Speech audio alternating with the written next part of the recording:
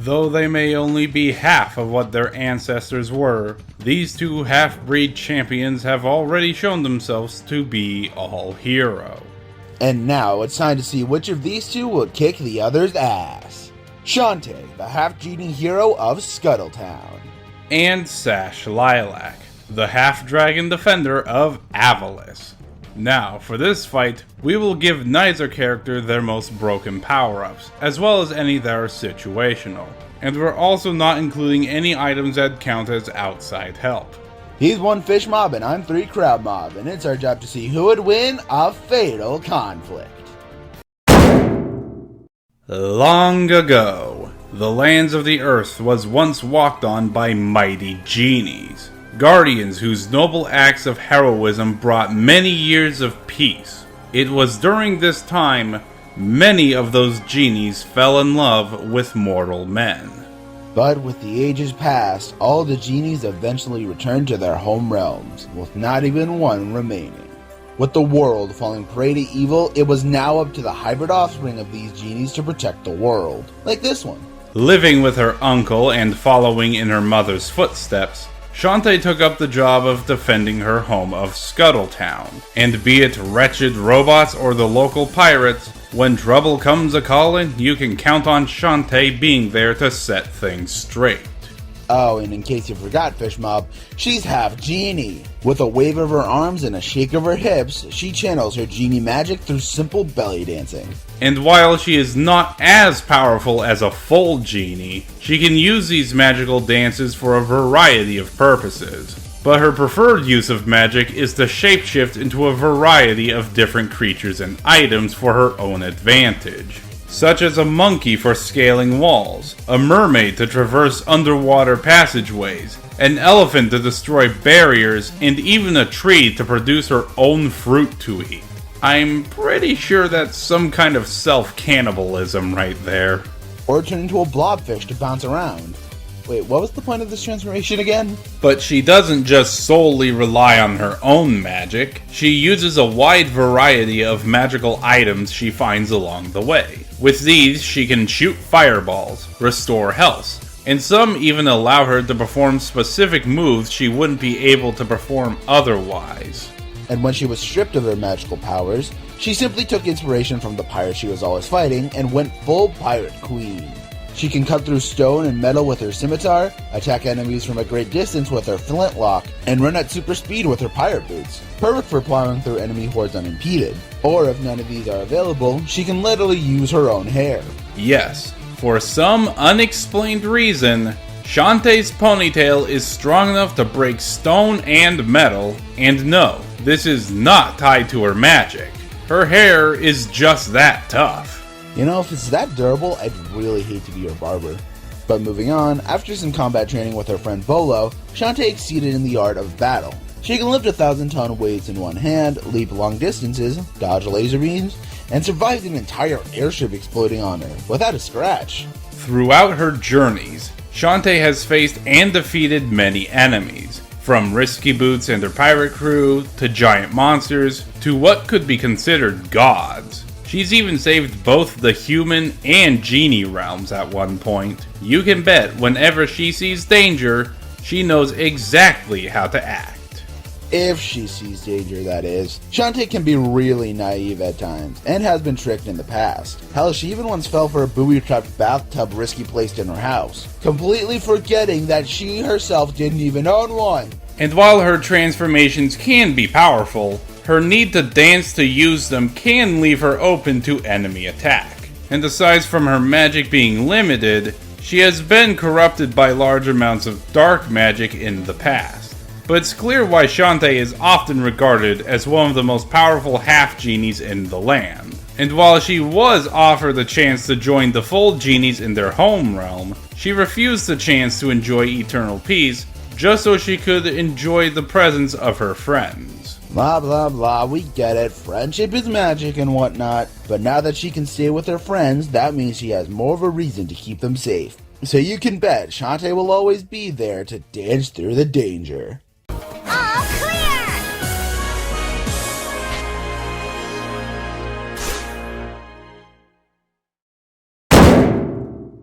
The world of Avalis, an Earth-like planet that was largely your standard world filled with a wide variety of vegetation, habitats, and anthropomorphic animals.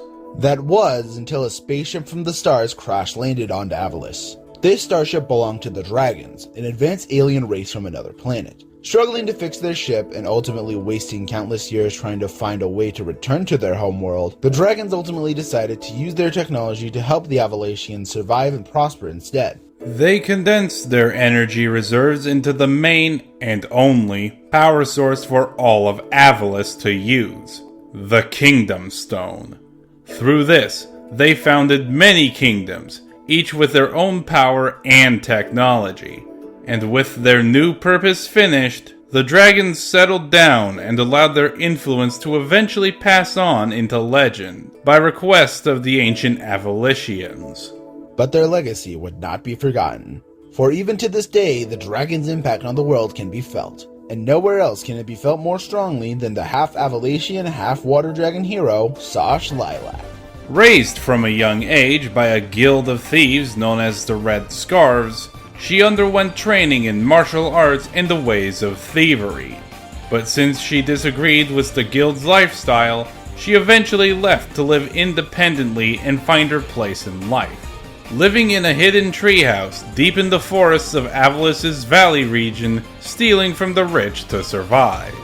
That was until another alien crash landed onto Avalis during one of her raids. This visitor was Bravon, an alien warrior who intended to use the Kingdom Stone to power his army for galactic conquest. With Avalis in danger, Lilac, her friends, and the entire planet found themselves in a large-scale conflict with this alien invader and his near-endless army. But you can bet that Lilac wasn't just about to take this sitting down. Lilac's strong enough to break small cages, crystals, and destroy most machines in a single hit, and is durable enough to survive attacks from ships that can fly through stone pillars, survive repeated electric shocks, laser fire, and magma. But what this dragon truly specializes in would be speed. Lilac is able to run at speeds comparable, if not greater, than the speed of sound without issue. She's able to run on walls, outrun waves of speeding magma, you name it. That's not all. She can not only casually dodge laser fire, but was also able to outrun a ship powered by laser fire. To get a rough estimate, the average speed of light is around 186,000 miles a second. In order for Lilac to outrun this laser-powered ship, she would have to at least be moving at a speed fast enough to navigate the equator 7.5 times in 1 second. By comparison, a jet aircraft moving at a ground speed of 500 miles per hour would only be able to cross the continental USA once in 4 hours.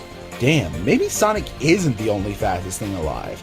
And just like Sonic, she can use her speed in battle, primarily by rolling at her enemies or dashing straight through them.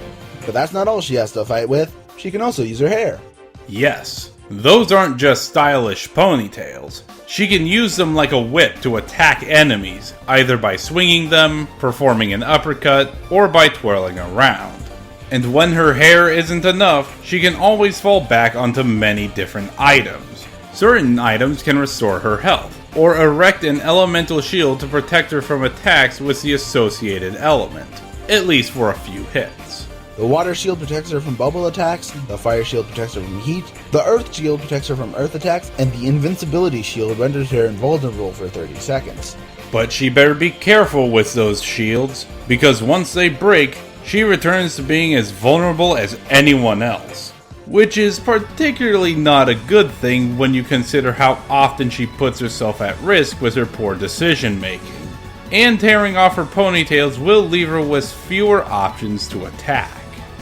But while it may have been difficult, she did succeed in not just saving Avalis, defeating Brevin, and brought peace to all the kingdoms of Avalis, but also freed the entire galaxy from Brevin's tyranny in doing so. And you can bet whenever trouble rises again, Sash Lilac will be there to run it down and send it packing. I don't care how dangerous it is. It's gonna take a lot more than robots and aliens to slow a dragon down. Alright, the combatants are set. This battle shall have no prep time, no outside help, or home field advantage. It's time to see who would win a fatal conflict.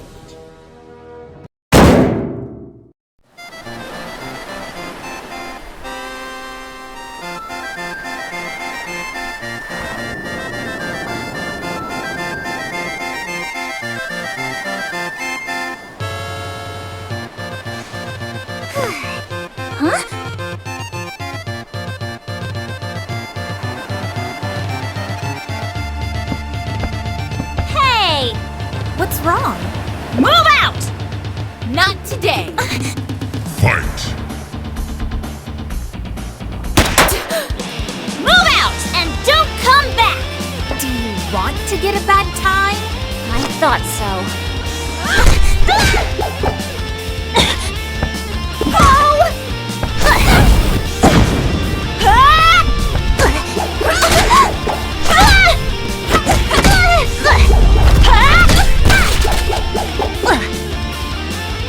Gotcha!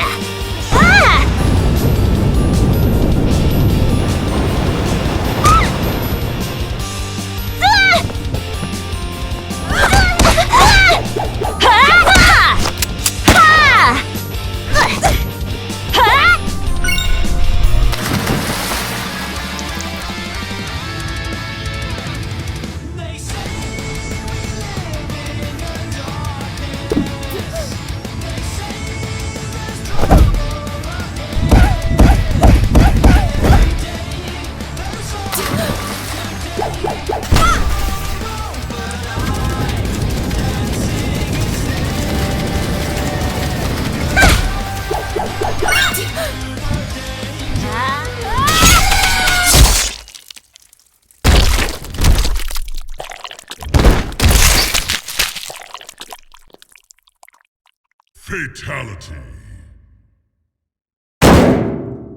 Oh, talk about a head splitter. Lilac may have put up a good fight, but the half-dragon could hardly compare to the half-genie. While both may have fought a wide variety of enemies, Shantae's faced and defeated a much larger assortment of bad guys in her much longer time as a Guardian Genie. Plus, in that time, Shantae actually received combat training and experience in all assortments of fighting and weapon styles than Lilac did in her time in the Red Scarves. Not to mention, Shantae did display a much greater level of durability. Sure, Lilac is far from a glass cannon, but most of what she endured is hardly comparable to having an airship exploding on you and coming out of it relatively unscratched.